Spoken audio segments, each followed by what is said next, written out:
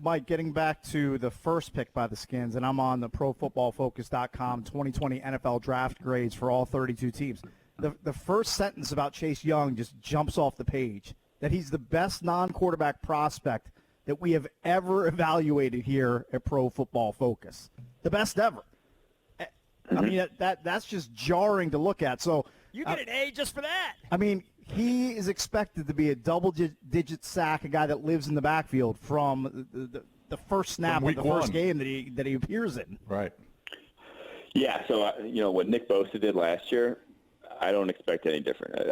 I would expect almost better from Chase Young because he was better in college. Like, Nick Bosa came into the league very technically sound, not necessarily a freak athlete, though. I think Young's a freak athlete. Like, he has all the things that Bosa brought to the table with some added power, some added athleticism, some added juice off the edge. So that's why, even though, we were saying Okudah might be a position of more need to, they don't necessarily know what they have at quarterback just yet. Chase Young, to me, was an easy decision. He's just that good. And if you passed on Chase Young, you're always going to be the guy that passed on Chase Young. Right. What about the tackle from LSU that I guess had suspension issues, maybe some marijuana deal? We know the NFL, they've really kind of phased that out. How do you think he fits in? Yeah, so he's a project at this point. He hasn't graded out well for us, over the course of his career at LSU.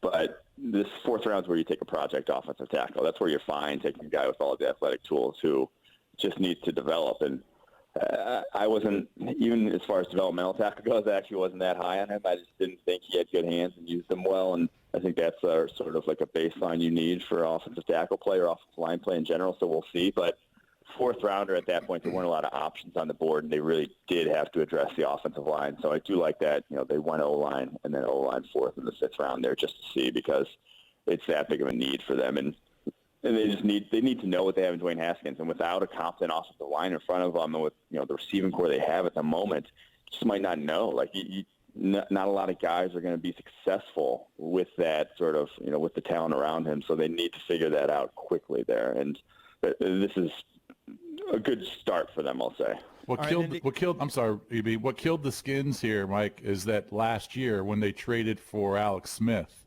they gave up that second rounder. So, because in the second rounder, at the top of the second round, you could have got one of the premier wide receiver, guys. Well, that was the Montez Sweat trade, right? Or the second round of this year, right? Was it Montez Sweat? Yeah, it was the Sweat deal. Yeah. Okay, so moving up last year. All right, so you're right. So that second rounder could have been, a T. Higgins or, a Pittman who ended up going in that slot. So maybe they did reach in the third round.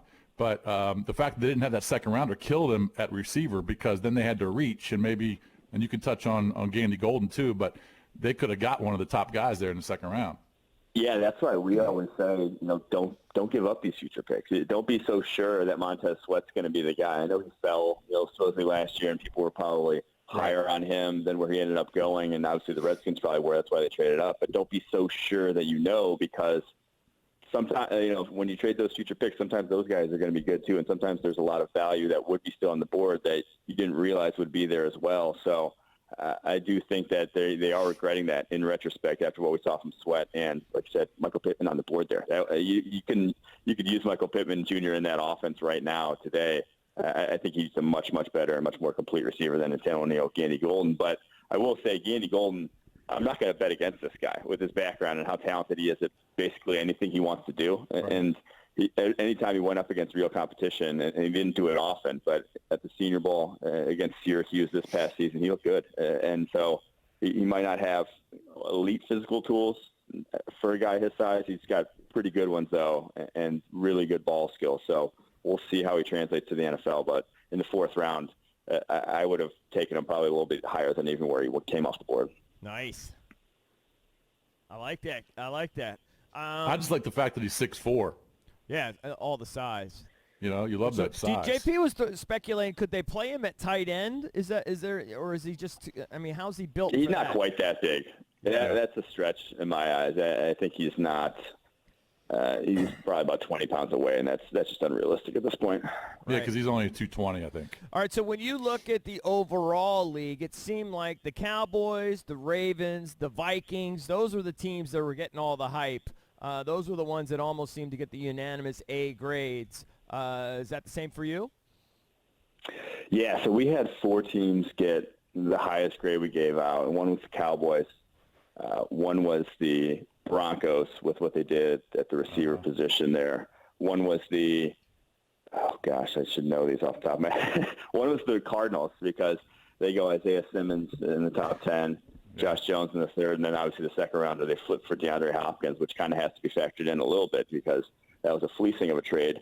And then the last one was the Cleveland Browns, who got 3 guys in the top 25 on our draft board with their first 3 picks, so we really like their draft as well. Now, one of the drafts that was panned universally was the Green Bay Packers, what they did by trading back up into the first round to get Jordan Love. And your colleague Sam Monson on ProFootballFocus.com said they're basically throwing a brick through the final few years of Rodgers' Super Bowl window by not surrounding him with more talent. What did you think what was your takeaway from the Packers draft?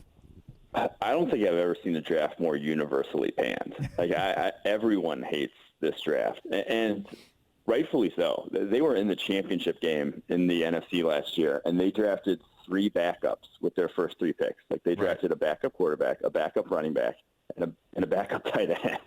Like they didn't help at all. And now I don't necessarily advocate for drafting guys who are immediate impact and thinking that these guys are going to be year one, filling needs with your draft picks.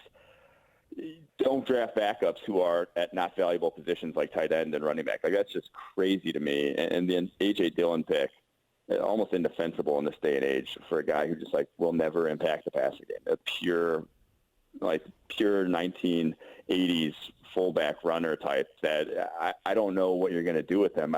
He's a different body type than Aaron Jones, but Aaron Jones is one of the best running backs in the NFL. I don't necessarily see the foresight here or what the plan is. So we'll see how it translates to the football field, but they just seem like they're shoehorning guys into the scheme that they want to play. They obviously want to be the 49ers. They want to be, what Kyle Shanahan is doing there out in San Francisco, but you don't need to take those guys in the second and third round to do it. So they didn't even draft one receiver, did they, the Packers? They did not, no, which is absurd.